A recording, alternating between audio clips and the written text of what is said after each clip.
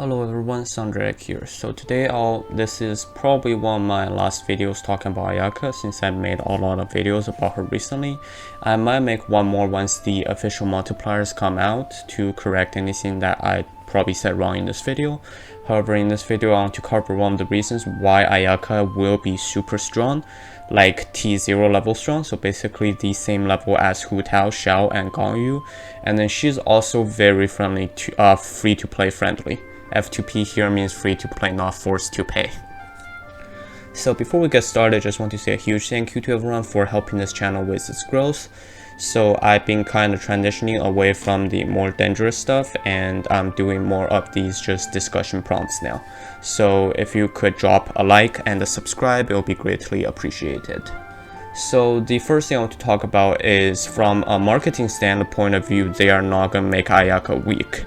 Ayaka is the first Inazuma banner to come, if you ignore Kazuha, who's kind of leading up to Inazuma banner, but Ayaka will be the first banner to come alongside with Inazuma drops. On top of that, as a very long-awaited testing character who has never showed up officially in game yet, I think MiHoYo have learned their lesson from the case what happened with Zhongli, so they would never make her weak. Because if you didn't know, what basically happened with Zhongli was he was broken in beta testing. They nerfed him right before he went into play, and during 1.1 he came out only as a shielder, like literally can't do anything else. And the entire community complained, and there was an entire grudge online, and then basically up to the point where MiHoYo was forced to majorly buff a character for the first time, and then he was buffed by the drop. When 1.3 dropped, his buff went live. So I believe they have learned their lesson. They're probably never going to do this again, which means as a highly anticipated character and also as the first character to drop officially with Inazuma, Ayaka, from a marketing standpoint view, her DPS level should be not low at all. And also, I mean, that's not the only point I'm going to talk about in this video. I'll also mention her DPS level with...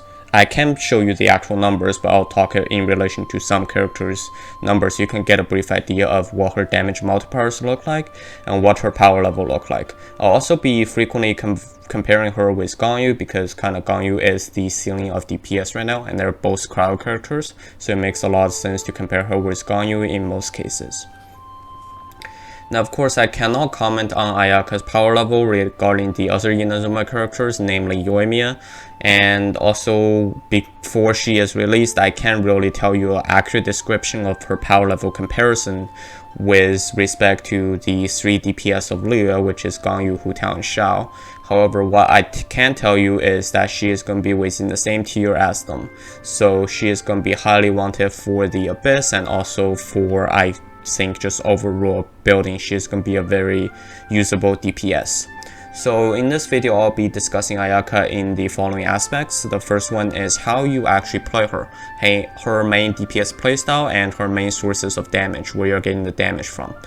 The second point I want to discuss is how useful are her passives, and also to an extent what constellation do you need to make her actually playable. Spoiler here, it's actually C0 because the title says free to play. And the third one is her potential team comps, artifacts, weapons, and why they are very free to play friendly. So the first one I want to talk about is Ayaka's main method of output. Of course, I will only be mentioning what I think is going to be the meta one. Of course, there are other ways you can even build Ayaka physical if you really wanted to, but again, those are not meta output methods, so we'll not cover it too much. So personally, I believe her main source of damage will come from auto and charge attacks. Of course, these will be weaved in with some dashes and some of her E to keep the buff of her E and her dash up all the time. And on top of that, her dash allows her to infuse her sword with cryo, so there is absolutely no need to go for physical Ayaka. Cryo Ayaka is the way to go. And as for her Q, I believe it will be a pretty good portion of her damage. However, because of the long cooldown and the high energy requirement of her Q, it's more active as It's more acted as a cherry on top instead of an actual way of her to DPS. Now of course it probably turns out that she will be able to build an actual Q spam build. However, as of right now, I think it is her main source of damage will be normal and charge attacks, weaving in some E and some dash, and whenever her Q is ready, she can release her Q and go back to that cycle. So a few impressive things about her. Her damage multiplier for her normal and charge attacks, both the normal attack combo, her entire 5 hits, and as well as the charge attack itself, which is split into 3 hits. Both of those are the highest among any other sword user so far in Genshin. Now previously the highest one is Kaya, and then she is about another 10% above that. If you want to check out the exact numbers, that's all I can give you. On top of that, even with the high damage multiplier, she also has one of the fastest attacking speed among sword users. Now of course, most of you probably know that sword users are actually somewhat slow with attacking. Now relatively speaking, they are fast. However, for someone like Jin and Keqing, especially Keqing like spinning around in the air, kind of loses a lot of DPS. For Ayaka, they have tried to optimize her graphics up to a point where they even removed her spinning thing for her E. So basically right now, everything she does is directly related to damage. There is no fancy schmancy just dancing around. All of her hits will do damage and they will go pretty fast, which is why compared to Keqing, her damage will be much nicer. And also another thing to say, compared to Keqing, her charge attack will be much more smoother. Now if you're unfamiliar with Keqing's charge attack, basically what I have to do is her left knee will have to go down a little, she'll have to semi-squat, and then that does her charge attack. However, the main problem with that is when she has to come back from the squatting position. That increases a huge knockback, like a knockdown time where she is not allowed to do anything. Unless you're very good at animation cancelling, you are pretty much forced to suffer during this time and not being able to attack. However, for Ayaka, she doesn't really have as much of a knockback time, so basically she can go charge attack after charge attack if you want to. So basically this ensures that not only does she have a higher damage multiplier than Keqing, she attacks faster than Keqing, and she also has a less I would call this cooldown, but she has less time she needs to wait before she can charge attack again. This is why compared to Keqing, even though Keqing is a main charge attack as her main source of damage, however this one's going to be better in terms of charge attack as main source of damage. Now for the rest bit, I kind of want to compare Ayaka with Ganyu to see some of her damage multipliers, because I can actually show Ayaka's damage multipliers here, so I'll use Ganyu's as an example. So for Ganyu, it takes around 2 seconds for a stage 2 charge shot. For Ayaka, a charge attack with the knockback time added together is about 1.4 seconds. So if you do the damage multiplier, Ganyu gets about 311% damage multiplier per charge shot at level 10. And if you do that with Ayaka, it turns out her damage multiplier per second ratio is higher than Ganyu. However, one thing to note here is that does not mean Ayaka is going to be stronger than Ganyu, because Ganyu does do AoE with her stage 2 charge shot, and the range is wider than Ayaka since Ayaka only hits the front. However, this is just to show you that damage multiplier wise, they are basically on the same tier. They have very similar damage multiplier ratios when you divide it down to damage per second. The other few things good to know about Ayaka is that her charge attack does not knock enemies back, unlike Keqing. Now, any Keqing main here can probably understand my pain since I'm also a Keqing main myself. If you knock enemies back with your charge attack, unless you're sure that charge attack can kill them, essentially what happens, you will have to run after them after the charge attack happens because they get knocked back. For Ayaka, this will not be an issue, which means more DPS window. Now moving on to her E. Her E, in my personal opinion, is the least impressive among her 3 skills between normal and charge attack, E and Q. Now of course, the damage multiplier is the most normal compared to the normal. It's around 400%, I can't show the exact numbers again. However, personally I think this is kind of used to limit her DPS level because of the 10 seconds cooldown. It's kind of limits her ability to generate particles quickly. However, with a double crowd team, I don't think this caveat exists. But however, I basically think this is sort of a thing they put in check to make sure she does not end up being a second Ganyu and having the Q spam ability. However, I believe with a double crowd team, it is still doable with her to do Q spam. And later I'll also talk about her E actually has way more functions than this.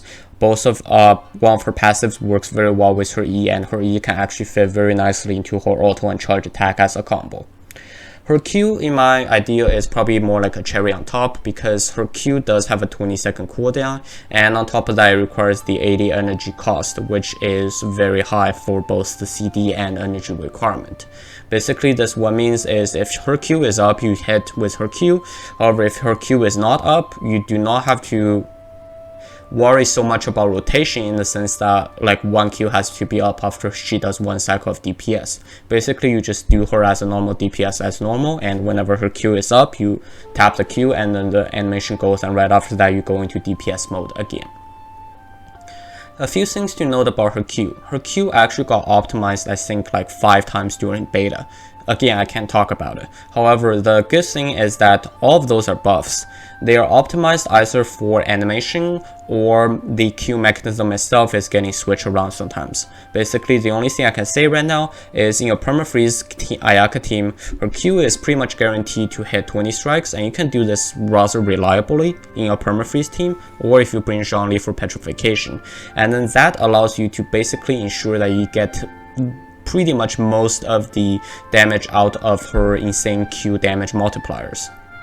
So even though it's a cherry on top, it is still a pretty big proportion of her damage. So it is nice to keep some energy recharge on her to make sure that Q is up quite often. However, it is not necessary in her kit when doing output. So moving on to talents. Ayaka, I believe personally, have the most useful passive talents I've seen so far. Now of course, Ganyu has very useful passive talents as well, but Ayaka's passive talents 3 kind of beats Ganyu's. For Ganyu, it's crafting bows, which rarely happens in game. As for Ayaka, it's when crafting books, which happens like pretty much every other day when you're building characters. So for her first passive, after casting her E, her normal and charge attack damage are increased by 30%. So this basically allows her to do her dash E then DPS combo. Essentially what happens is she dash, the enemies gets hit, she has cryo infusion now, she does her E, the enemies are hit again, and basically then she gets the 30% damage increase, and now she does her normal charge attack. It's a very nice combo to do for Ayaka. And honestly, this passive alone looks like potentially a constellation for some of the other 5 stars. Just the pure damage increase, which is 30%, which is quite much, and again, it's very easy to do after casting her E, which she kind of want to do anyways. The second passive is also a damage increase passive, which is very rare for even among DPS. This is why Ayaka is very friendly, free to play friendly. They are essentially squeezing like 2 extra constellations into her already in terms of passives. The second passive is when her dash hits enemy, gain 10 energy immediately, and also increase crowd damage bonus by 18%. This whole thing lasts 10 seconds. This again can be worked into her dash E charge attack combo. Essentially, her charge attack, you want to maintain it for about 10 seconds because her E's cooldown is 10 seconds. So basically what happens, you start with dash, and then you go into E, then you have 6 seconds of 30% you have 6 seconds of 30% damage increase of normal and charge attack. On top of that, you have 10 seconds of cryo damage bonus by 18%. So basically what happens is you DPS for 6 seconds. After 6 seconds, if your ult is up, you cast your ult. If your ult is not up, you do lose that 30% damage increase from normal and charge attacks. However, the 18% cryo damage bonus is still up. So you can either switch to your other characters to do their E or Q, or otherwise, even if you DPS at this point, the damage numbers will still be very good. Now regarding the 10 energy, it's actually pretty nice, because we all know that Ayaka's dash gives her cryo infusion. However, sometimes you don't necessarily want to dash for too long because there is no need to dodge any enemies in the field. When that happens, you can just immediately tap dash. Then what happens is she goes into the eyes, she comes out immediately. Because her animation is already smoother than Mona's current one, Mona is getting buffed as well. However, basically what happens is you lose 10 energy, you get 10 energy back. You net a 0 energy cost, you lose about a fraction of a second. However, you get your cryo infusion refreshed again. This is why essentially the 10 energy recovery is huge for Ayaka. And again, plus on top with the 18% cryo damage bonus, this almost feels like another constellation just for her. Now, I won't talk about her third passive too much because Again, it's just regarding crafting, but I think that's more important than Ganyu's. Crafting books is better than crafting bows. But the main point of this is to only cover the first 2 passives, and to make sure to let you guys know that her 2 passives are almost acting like constellations in terms of power level to her boost, because both of these are immediately increasing her main source of damage, which is huge. Now, the other character who has gotten this treatment, or one of the other characters, because I'm not familiar with everyone's passives, is of course Ganyu. Now, in Ganyu case, if you aren't aware already, if her first charge attack hits, her second charge attack has, if I remember correctly, a 20% crit rate increase. And the same goes for all the following charge attacks. And also after she casting her Q, any character within her Q has I believe 12 or 20% crowd damage bonus increase. Now, both of those are also damage buffing ones, and this is why Ganyu is very good, because of her passives. So this is again to show that Ayaka is around the same level as Ganyu. Now, of course, if for any of you who are going for Ayaka and have Ganyu already, they can actually team together to do pretty well. In that case, Ganyu would act more as a sub DPS using E and Q primarily, while Ayaka doing most of the damage. However, just putting out there, that team might be able to do some pretty insane damage with the theoretical builds, because Ayaka can also get an additional 12 or 20% crowd damage bonus when under Ganyu's Q. Now, moving on to her constellations. The good thing about Ayaka is that her constellation is 100% non-needed. C0 Ayaka is already a complete character, like Ganyu. For what I mean by incomplete character, I mean someone like Child. Child has a huge caveat on his E when under C0, and that caveat is not completely lifted until C6. And that is essentially what happens when you take a character mechanic and you squeeze into the constellations. Ayaka has no problem with that. C0 Ayaka is already a complete character. C1 Ayaka almost completely lifts her caveats regarding energy recharge and also gives her a pretty sustainable 100% uptime buff. And C2 onwards to C6 are all just damage increase constellations, so they're welcome if you are a heavy spender. However, if you are a light spender, C0 is already enough to do everything C6 can do. It's just C6 does more damage. Of course, it's C6. So for her first constellation, it's a more frequent cast E. Essentially what happens after a normal charge attack, you have a chance to decrease a portion of the cooldown from her E, and this can happen once X number of seconds. Now, personally, I believe this is to help with her energy recharge, because her E is going to be a pretty good source of her energy particles, because her E has a pretty good range. On top of that, I believe this is not really necessary for a double crowd team comp. However, having her E active less than 10 seconds, you can probably expect to keep it around 6 to 7 seconds per E. Then it essentially means she can pretty guarantee to sustain the buff of her first passive, which is after casting E, increased charge and normal attack damage by 30%. It essentially allows her to sustain that buff at all times, which is pretty nice. However, again, it's completely not necessary.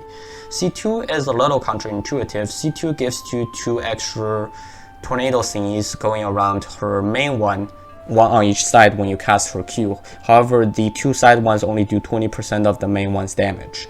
Now, personally, I believe this is just there for the looks, because you do want to keep everything in your main one so that you get the main damage. That is the case from C0 all the way to C6. So C2 kind of acts as sort of a backup ticket. If you do manage to miss some that are on the sides, the 2 side tornadoes will be able to pick them up. However, it only does, again, 20% of the original one's damage, so you do want to trap all the ones in the main one. But again, this acts as a backup ticket. In case you miss some, you still do 20% of the damage to them. C4 is another damage multiplier constellation. It essentially decreases enemy defense under a certain circumstance. It is again 100% not needed. And C6 actually got a nerf. The original C6 was an stackable damage increase whenever you DPS with her. So essentially, the more she DPS, the higher damage multiplier she gets, which is good. However, currently the C6 is basically she gained 1 huge damage, which only happens once every 10 seconds, which is quite a big nerf if you ask me. However, I believe it was nice that they buffed her C0 side and all the other stuff while nerfing her C6.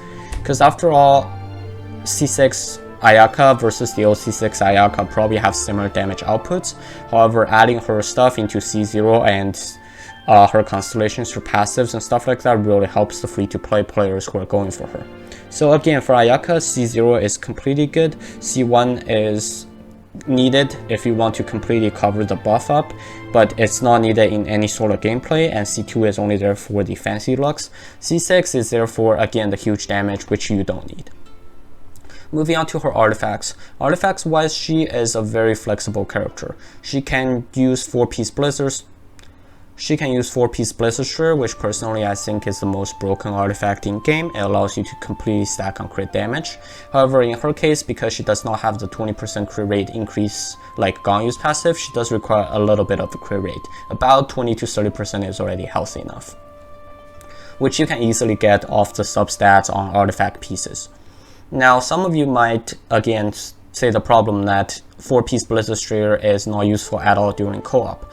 However, the thing with Ayaka is most people are going to probably pull her for the Abyss, and Abyss is all solo content. So as long as you bring a permafreeze team, she should be fine with 4-piece Blizzard Shredder. If you're really not a big fan of 4-piece Blizzard Shredder, what you can do is 2-piece Blizzard Shredder and 2-piece between Noblesse, Oblige, Gladiator's Finale, and Shiminawa's Reminiscence. So one of those three either buffs her ult or buffs her attack is good enough to cover up if you don't want 4-piece Blizzard Shredder.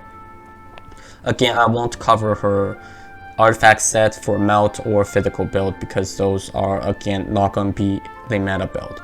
Team comp wise, she can already use the Morgana team comp. Again, if you don't know what Morgana team comp is, it is basically Ganyu's team comp that is used a lot in the Chinese meta. Morgana is the Chinese voice translation for the Chinese abbreviation of Mo Gan Na, which means Mo is the one for Mona, Gan is the one for Ganyu, and Na is the one for Diana. So essentially it's Ganyu's actual comp. And the fourth one on the team is generally a utility support like Venti, or if you need shielder, or if you, sorry, you don't need shielder, but if you need a healer or something, you also don't need a healer. Guess Diana does everything. But again, the last one is a utility support depending on what you need.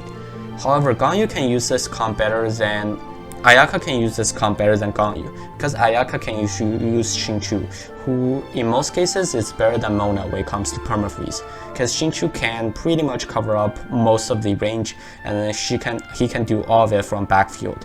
So there is pretty much no need to keep anything on the field. Whereas if Mona's E is on the field, you'd have to stay close to E, whereas Xingqiu's Q moves with you, so you don't need to. Basically anywhere you go, anywhere is both Hydro and Cryo. Now finally, regarding her weapon wise, it's also very flexible. Now of course I'll talk about the 5-star first, but don't feel obligated to go for any of these 5-star weapons. She has very perfectly usable 4-star weapons. So the 5-star ones, Miss Splitter's Reforge is probably going to be her best weapon in slot, which is the crit damage is going to be good, the high base attack is also going to be insane on her. Summon Shaper and Jade Cutter are the two 5-stars that are also very good choices. Skyward Blade can probably be used, although that probably needs to be tested because she does need to see if the ER is worth enough for it to be run. 4-star wise, Black Sword, if you have the battle pass, of course, it's the best sword for any DPS in game at the moment. Single hand sword, and also if you do not have any craftables, you don't want to get any gachas, the new Inazuma craftable sword is also going to be very good on her. That is all the information I have for you today. Hopefully that covers the entirety you need to know about Ayaka. Again, in my summary, she is supposed to be, at least in my prediction, which with all the proof here should suggest that she is around the same level as the 3 DPS of Liu. However, exact level, whether she's between Xiao or above Hu Tao or below Ganyu or something like that, that will need to have to be waited for testing. So that is all the information I have for you today. If you like the content, please consider subscribing. Thank you and have a nice day.